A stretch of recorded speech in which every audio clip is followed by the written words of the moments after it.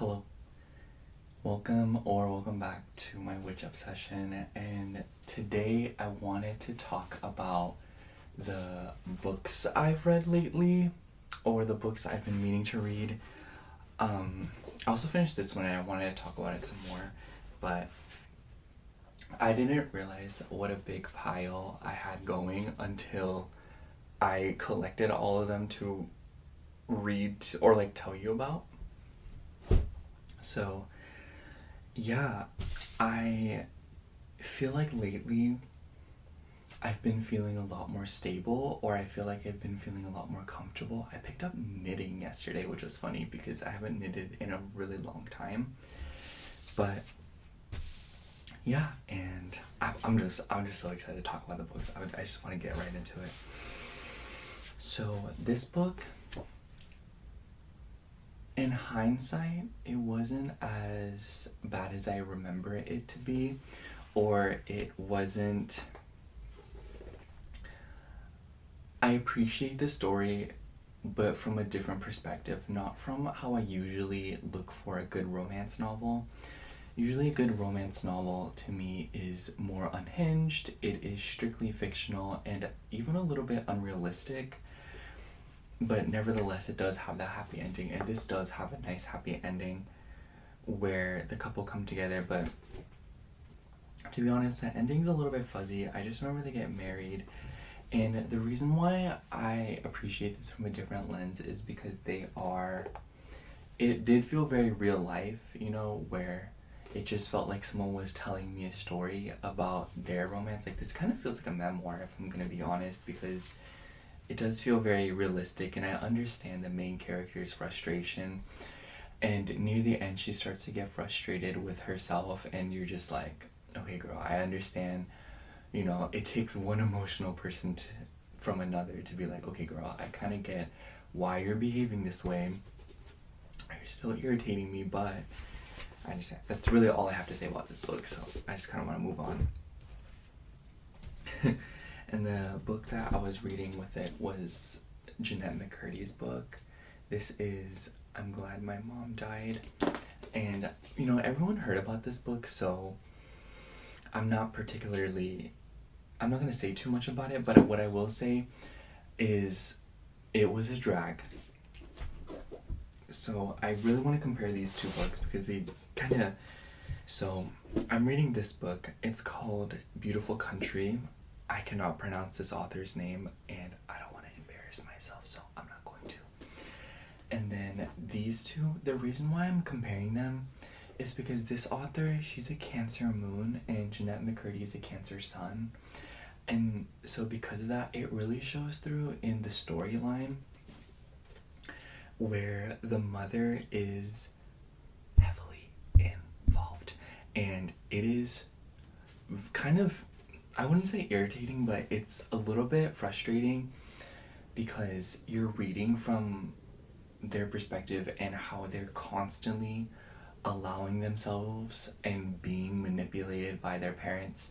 And granted, they're young, so you can't really say too much about it, but it's very frustrating how the mothers act in both these books. But this one particularly, the father really irritates me. I'm almost done with it. So I wanted to finish this book before I film this video, but I don't think I'll have time to finish it and film this. But it just really irritated me how the dad acts in this one. I just feel like he's very manipulative, and I feel like he projects a lot, and he treats his family not so great, I feel. And honestly, the whole thing of this book kind of took place because of him. I do feel like the dad broke generational curses by making them go to America because they're Chinese immigrants, and this is just a memoir of her undocumented life. Anyways, I digress. I just feel like both of these books kind of give that same tone, but this book is definitely a lot more personal with the mother. Of course, I'm glad my mom died, but, this book, she struggles a lot with bulimia. The thing that was really fun to read, though, was her relationship with Miranda Cosgrove. that was really sweet, and it was actually really nice to see that they were really good friends outside of iCarly. But yeah, she's a Taurus moon. Jeanette McCurdy's a Taurus moon. I googled it, and I was like, oh my god.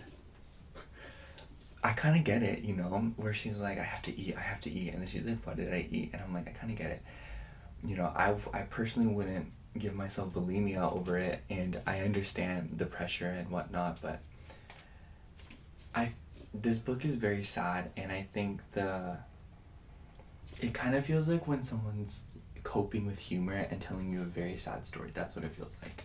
But I do really like this book, and I don't see myself rereading it or anything, but seeing how being famous and being behind the scene isn't what it seems like was very humbling, and it was very enlightening to read. And I really like Jeanette McCurdy's writing style. It's very easy to keep up with. I just like how she describes things. It feels like I'm going through it with her. On one hand, it makes her writing style very nice and very easy to follow with. On the other hand, it literally feels like I'm going through what she's going through with her, and it makes the read feel very draining. I don't know how to describe it. You know, it feels like I'm going through bulimia with her. Okay. I'm trying to like create a pile. I hope the audio is good. I think I'm gonna label this as lo-fi, but I have a nice surprise coming in the next week, so I hope I get around to filming it. But yeah, these books so far, the ones I've told you, really changed my perspective when it comes to loving someone and when it comes to being successful, and how a lot of us absorb our parents' dreams more than we realize. It made me think a lot. Okay, the next book that I read was one of my favorites. This is Veronica Decides to Die by Paulo Coelho. This is the same author that wrote The Alchemist. I loved this book. For the lesson, I think what this book made me think about is what made me love it. The actual read itself was a bit of a drag. So basically what takes place in this book is this girl, Veronica, she lives a pretty good life. You know, she's a good looking person, she has a job, her life has no friction in it. But the drawback is that there is no friction in her life, so it's not exciting.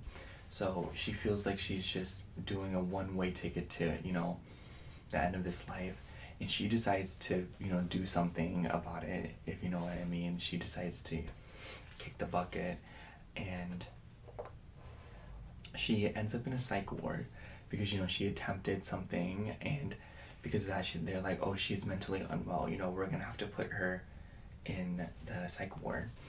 And the owner of the psych ward, the doctor, I forgot his name, I think it was Igor, he gives her this medication via needle, and it's basically, it induces, you know, symptoms of a heart attack, but it's not actually a heart attack. And so he keeps telling her, oh, you have a week to live, but that wasn't the case. Actually, she was perfectly healthy, but he would lie to her. And the experiment was to see, you know, how differently do humans act when they know they're about to, you know, like croak.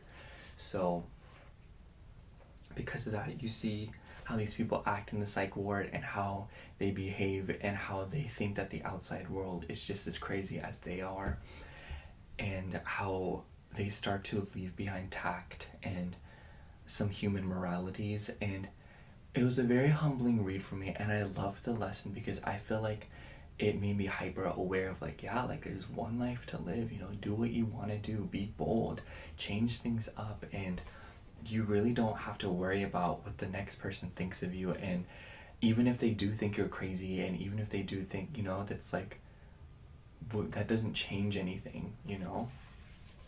But yeah, I really recommend this book, and I feel like this book really reminds me of The Midnight Library by Matt Haig. Currently the mic is sitting on it. I took off all the books from my shelf to do this, but I love this. I recommend reading this if you're going to a difficult time.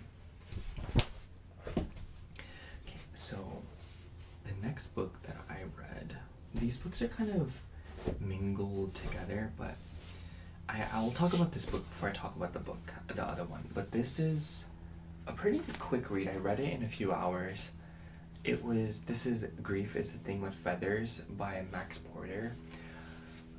I saw this book in Barnes & Noble a while back, and the cover just really called out to me. I was very curious about it, but it's basically about, I realize I read a lot of morbid books, but basically it was this dad with two sons, and the wife unexpectedly passes away, and as you would imagine, they're just grieving.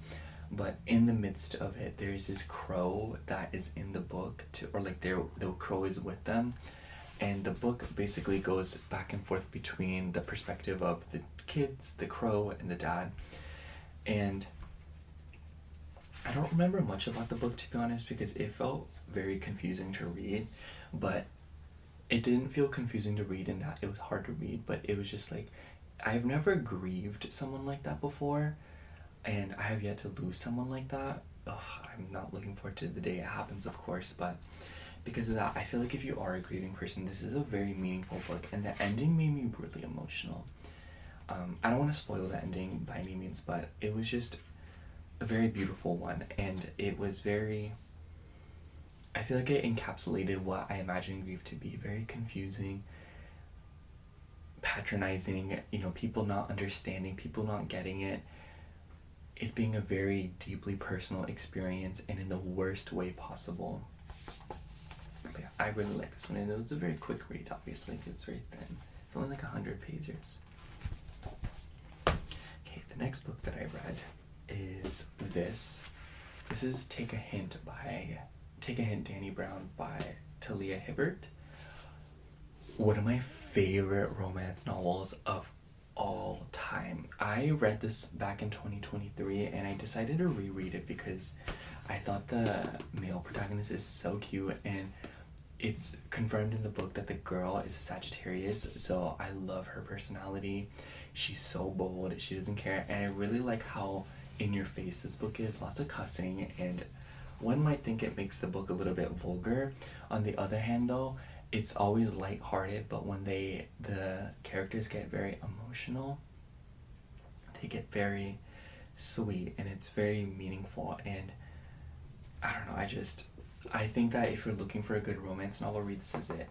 And I love how inclusive it is too. I just am always on the hunt for inclusive romance novels. It's just like they're both a person of color, which I feel like you just don't see that often. And Danny's Black, and Zafir, which is, I don't know if I'm saying his name right, but the guy, his name is Zafir, and he is Pakistani, or like South Asian, and he's just so tea. I love them. I love their chemistry. He's a hopeless romantic, and she's just like a workaholic, and it's just so cute. Highly recommend if you're looking for a good romance novel. It's long. It's almost 350. It's almost 400 pages, but literally, it's just like you don't want it to stop. That's all I have to say about that. Okay, the last two books I read, and the last one that I'm going to read, this is Strange Houses and Strange Pictures by Yuketsu. It's this mysterious guy on YouTube. If you're out there, hi. But these were horror books. The cover is what really stuck out to me. I'm not really a horror person, but I couldn't help it. Something drew me to these. I do love mysteries though, and these are so that. And basically, this book is about houses that were laid out specifically to commit crimes, where people are being sent to the shadow realm, if you know what I mean. And this book takes a really, really confusing turn. This book was very hard to keep up with compared to this one.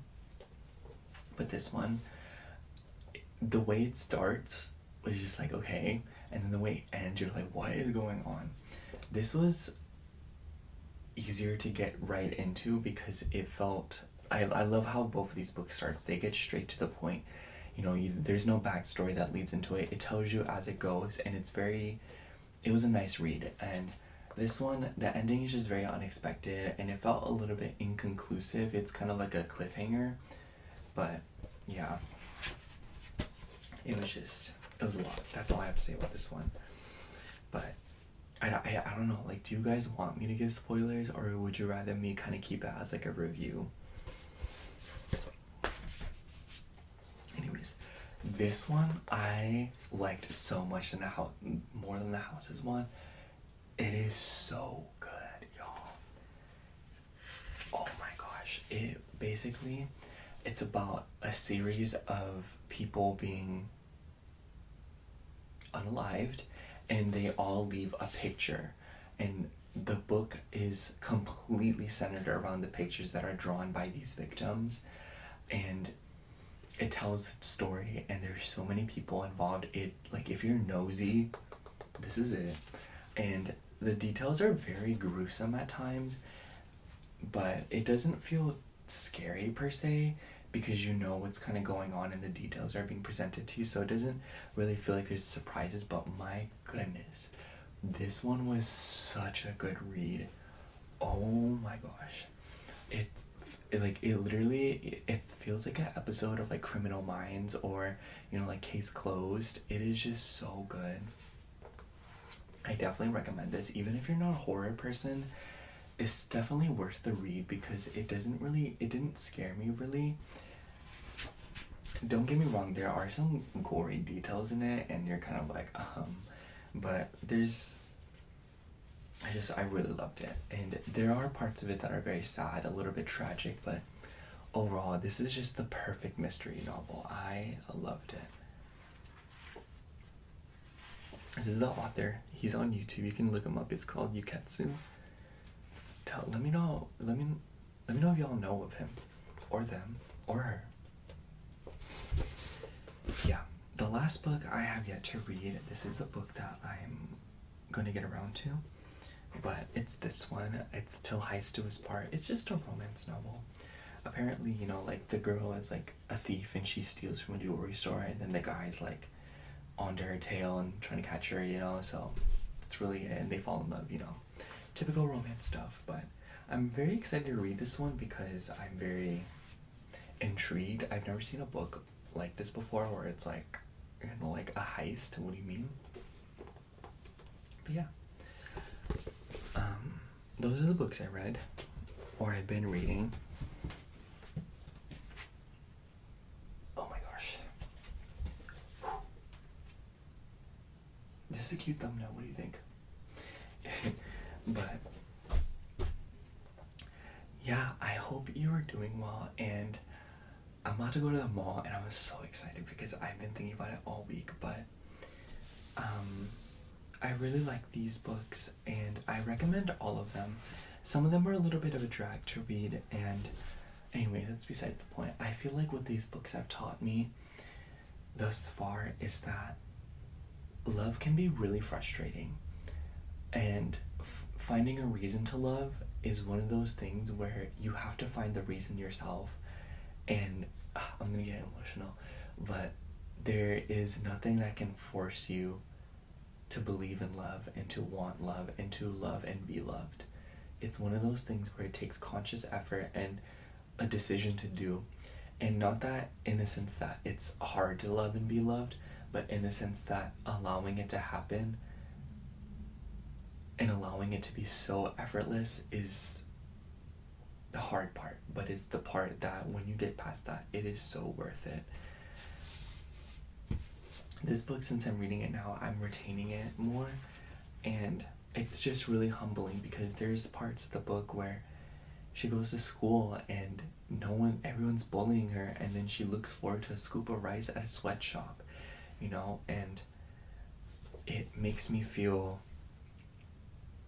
First of all, the author's a Leo. I love Leo authors, but I don't know, it just made me really emotional reading it, and so far, because it's just like, you know, the parents treat her very badly, but at the same time, you know, they're going through a lot too, and they don't understand. And I don't know, it's just like, and combined with the books I read recently, it's just like life is very valuable. And time does the work if you're willing to do the work.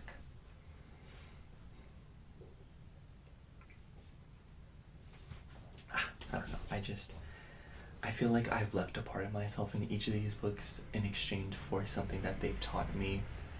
And I feel very different. And I feel really grateful. And, you know, anyways, I want to bring the horoscopes back, but probably after or like at the tail end of Mercury retrograde or something, just when it feels right. Let me know if you would be interested and if I opened a Patreon and put the horoscopes on there, because like I just feel like the part that was stressing me out about the horoscopes is like getting enough views on them, because like it takes a lot of time, and I was like, I want money. I'm not gonna sit here and be like, oh, you know, no, like I want to get paid, like let's but anyways, that's all I have for you today. Let me know which book you've read or would like to read or whatnot, or if you prefer spoilers over reviews or vice versa. But yeah, I will see you soon.